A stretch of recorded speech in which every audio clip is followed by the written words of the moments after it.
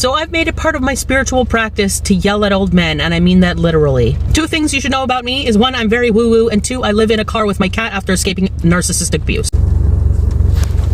After a couple years of van life prior to this, I've learned how men treat you. One thing that happens a lot is that old men don't give a shit about my boundaries. Now in the woo-woo community, we talk about love and light and forgiveness and all the things and the fairies and the butterflies. What they don't teach you in the woo-woo community is if you're really nice to the wrong people in the wrong circumstances, you get raped or unalive. So that's something that I've had to acclimate to or come to terms with. Somehow marry the side of me that is woo-woo and wants to be love and light and the side of me that wants to survive crazy people. A few days ago, I was sitting in my car minding my own business, and some old man came up to my window, held out a $20 bill and said, "Can I give you $20 for your cat?"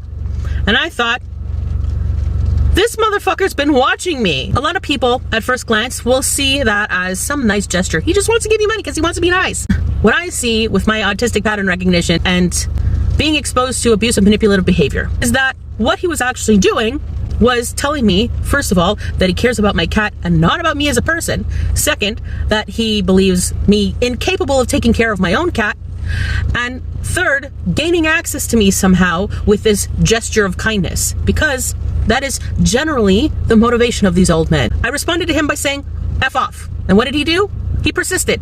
But I want, did not care what I want, only cared what he wanted, didn't care if he was making me uncomfortable, and he just kept persisting until I took out my phone and started filming. Then a few days later, it was 5 o'clock in the morning, still dark outside.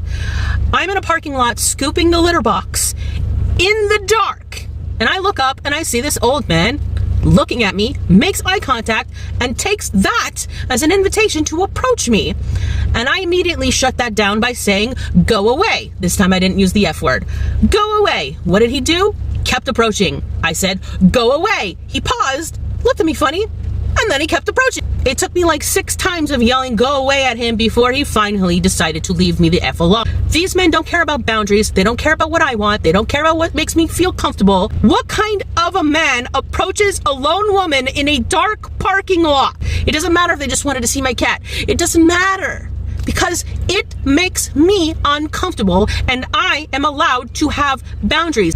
My feelings matter. My safety matters. My feeling of safety matters. My boundaries matter. And the woo-woo community does not teach us this.